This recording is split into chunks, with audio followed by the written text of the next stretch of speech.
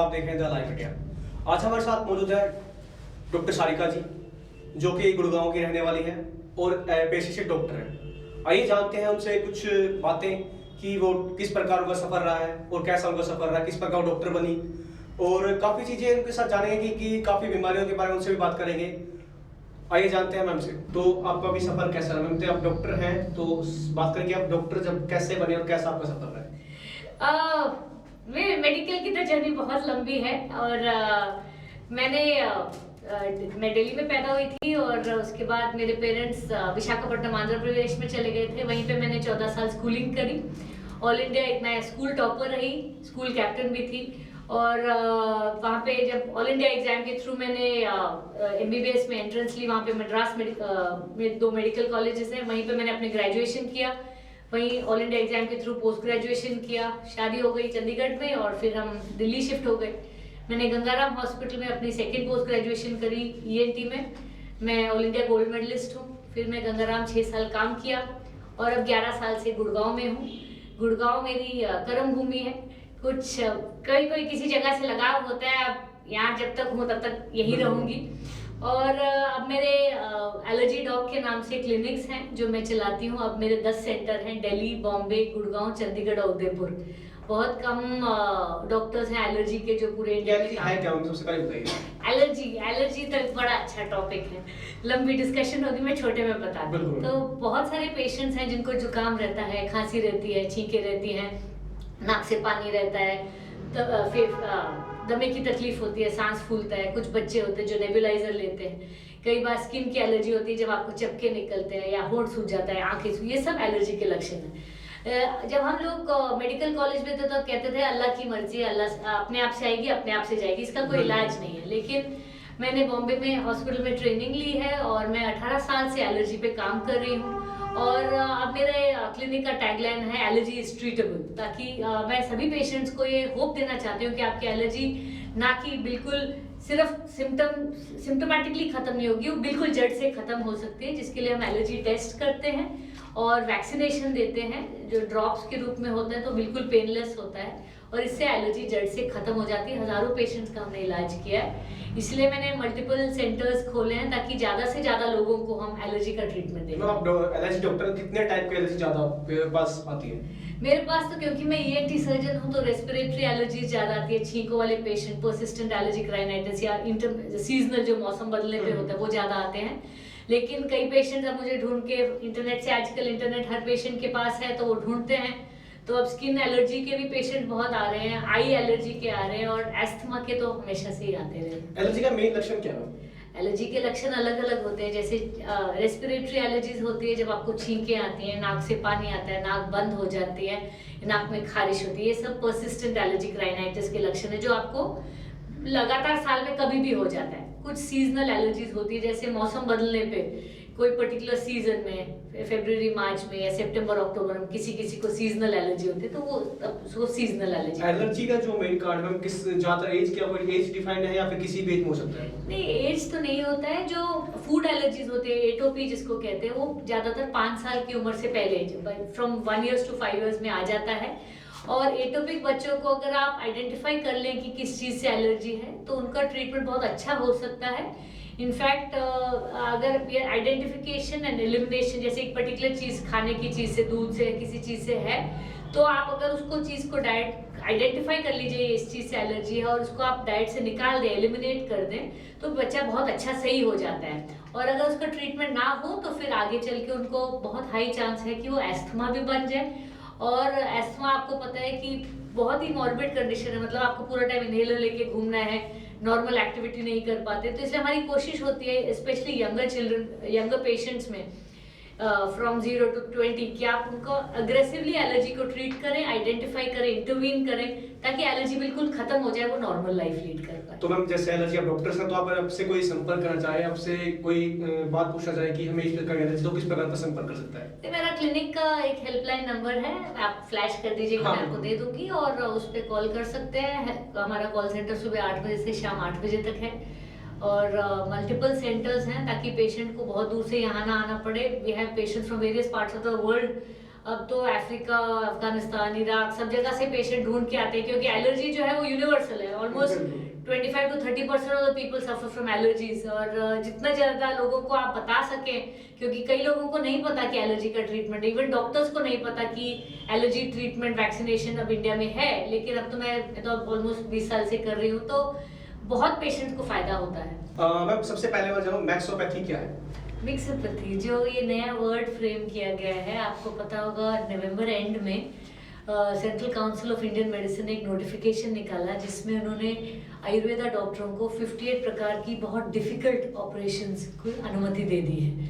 तो इससे क्या हुआ है कि सभी डॉक्टरों को, क्योंकि हमें इसका नॉलेज है कि डॉक्टर बनने में और सर्जन बनने में कितना टाइम लगता है, कितनी स्किल चाहिए होता है, कितना रिस्क है, तो पूरी इंडियन मेडिकल एसोसिएशन इसका बहुत दिन से इसका विरोध कर रही है। हमने ऑल इंडिया स्ट्राइक करी है और ऑल इंडिया हम लोग ने प्रोटेस्ट किए हैं। अभी आजकल 1 to 14 फरवरी पूरे कंट्री में हंगर स्ट्राइक चल रही है डॉक्टर्स की, ताकि पेशेंट्स परेशान ना हो, इसलिए हम रिले हंगर स्ट्राइक कर रहे हैं। 4-6 घंटे डॉक्टर बैठते हैं, 4-6 दूसरे बैठते हैं, ताकि पेशेंट्स को इनकन्वीनियंस भी ना हो, क्योंकि हम नहीं चाह रहे कि इस टाइम पे हम पेशेंट्स को तंग करें। लेकिन उसी टाइम पे हम लोगों को अवेयर भी करना चाहते हैं कि गवर्नमेंट ऐसी नोटिफिकेशन लेके आई है और इससे आपको क्या नुकसान हो सकता है। मैम मैक्सोपैथी जो बीमारी है, इसका जो मेन सॉल्यूशन है, वो सॉल्यूशन है क्या?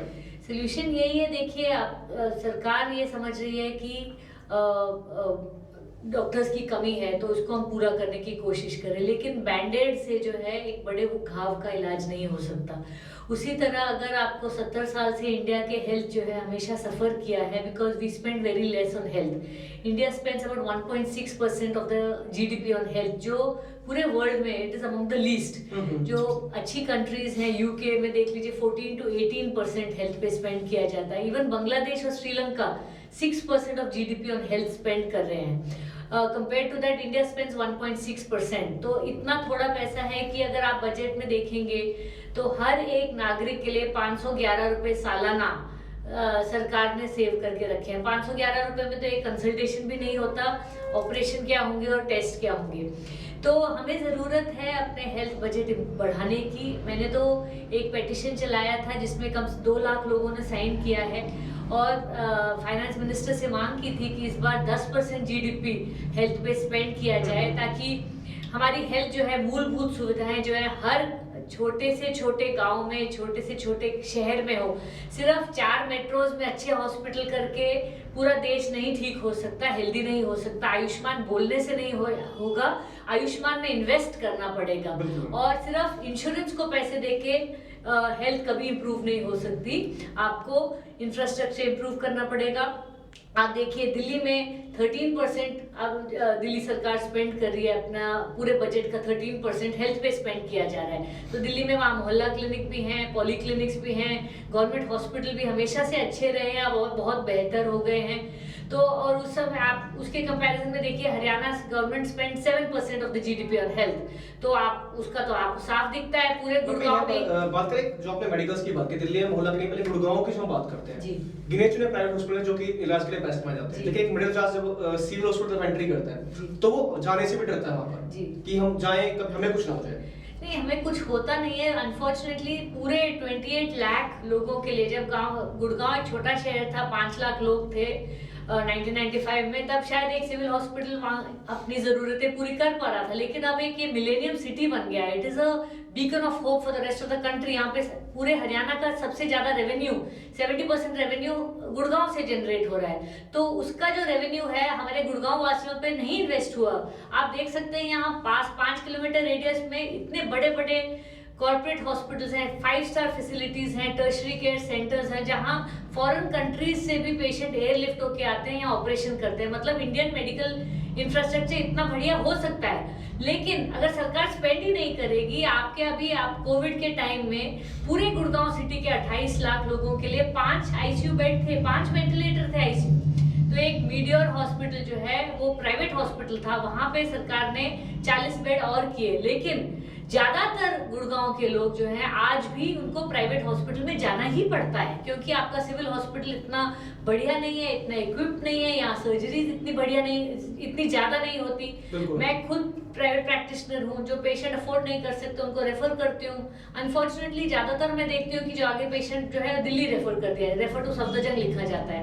इट ब्रेक्स माई हार्ट कि गुड़गांव के जो लोग हैं, और हर कोई तो सक्षम है नहीं, हर कोई जो है 50,000 लाख रुपए नहीं स्पेंड कर सकता अपनी पॉकेट से। जो कॉर्पोरेट्स में रहते हैं, जो इंश्योरेंस से कवर्ड है, उनको तो कोई प्रॉब्लम नहीं, बहुत बड़े अच्छे बढ़िया हॉस्पिटल्स हैं। लेकिन जो पेशेंट 15,000 रुपए 20,000 रुपए सालाना कमा रहा है, जिसके पास फैसिलिटी नहीं है, अगर छोटी सी छोटी सर्जरी होती है 50,000 60,000 के लिए उसको लोन लेना पड़ता है, तो ये नुकसान है। और मैं रिक्वेस्ट करूंगी हरियाणा सरकार से कि गुड़गांव में कम से कम अच्छे मल्टी स्पेशलिटी हॉस्पिटल गवर्नमेंट के बने, पॉलीक्लिनिक्स बने, मोहल्ला क्लिनिक बने, ताकि यहाँ के लोग जो इतना आपको रेवेन्यू दे रहे हैं उनको भी आपको फायदा। एक बात करें साइबर सिटी को, गुड़गांव को साइबर सिटी भी कहा जाता है, गुरु की धरती भी कहते हैं, मिलेनियम सिटी भी बोलते हैं, परंतु जो एक्चुअली जो गुड़गांव के हालात है इस वक्त, चाहे मेडिकल को लो चाहे एजुकेशन को लो, सरकार कहीं ना कहीं पर ढिलाई दिखाती है। बिल्कुल कहीं ना कहीं नहीं, बिल्कुल ढिलाई दिखाती है। अनफॉर्चुनेटली हमने 6 साल में खट्टर सरकार जब से बनी है, हमने तो कोई इम्प्रूवमेंट ही नहीं देखा, ना वो मेडिकल में है, ना हेल्थ में है, ना आपके ड्रेनेज में है। किस सिस्टम में आपने फर्क देखा? I have not seen anything. 2 road highway अगर बन जाने से या अंडरपास बनने से एक शहर डेवलप नहीं होता। अगर इंडिया एक डेवलप नेशन बनना चाहता है, आई एम फेड अप, 70 साल से हम डेवलपिंग नेशन में ही गिने जा रहे हैं। We are always under developed. हम एक सुपर पावर की तरह सोचते क्यों नहीं है? Unless we invest in health, unless we invest in education, आप लोगों को जब उनका स्तर इंप्रूव नहीं करेंगे तो ये देश जो है कभी सुपर पावर नहीं बन पाए, बोलने से नहीं बनता। आप एक डॉक्टर भी हैं, तो अभी जो हमारी हेल्थ की जो प्लानिंग चल रही है, बजट जो पास हुआ था, बजट में ये कहा गया था कि बजट में ज्यादातर पैसा यूज हुआ मेडिकल के यूज हुआ, परंतु बजट में भी हमें नहीं लगता कि पैसा मेडिकल में यूज हो पाएगा, क्योंकि जो हालात अभी मेडिकल के हैं, जहाँ गवर्नमेंट हॉस्पिटल में आप जाके देखोगे लाखों की भीड़ आपको पर डे मिलेगी, प्रॉपर इलाज नहीं मिल पाता उसको। अरे हेल्थ बजट से तो मैं बहुत ज्यादा निराश हूँ। मैं जिस दिन हेल्थ बजट आया मैं बहुत खुश हुई, जब हेडलाइन थी 2,27,00,000 2.27 lakh crores is now kept for health, तो मैं बहुत खुश हुई। लेकिन जब मैंने उसके डिटेल पढ़े तो हैरान रह गई कि जो 60,000 करोड़ आज तक क्लीन वाटर और सैनिटेशन पे था, वो भी उन्होंने उसमें जोड़ दिया है। उन्होंने 35,000 करोड़ जो वन टाइम यूज होना है कोविड वैक्सीन, वो भी उसमें जोड़ लिया है। जो इन्होंने एक नई स्कीम बनाई है प्रधानमंत्री आयुष्मान स्वास्थ्य योजना, जो 60,000 करोड़ 6 साल में खर्चे जाएंगे। अब 6 साल तो सरकार रहेगी नहीं रहेगी किसी को पता नहीं, तो अगर इनको सरकार सिर्फ 3 साल की है तो उनको बस हेडलाइन बनाने के लिए, नाम के लिए, बड़ा बजट बनाने के लिए इन्होंने वैल्यूज बढ़ाई हैं।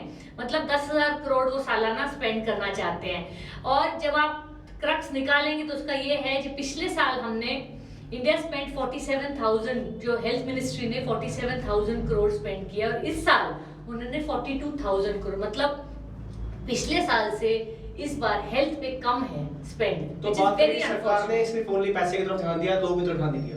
पैसे की तरफ नहीं, हेडलाइन की तरफ। ये सरकार सिर्फ हेडलाइन बनाती है। जब आपको याद होगा 6 महीने पहले उन्होंने कहा था बाउंस बैक भारत, हम 2 लाख करोड़ खर्चने वाले हैं, और जब पता चला कि 2 लाख करोड़ नहीं खर्चे जा रहे थे, वो 2 लाख करोड़ के लोन दिए जा रहे थे।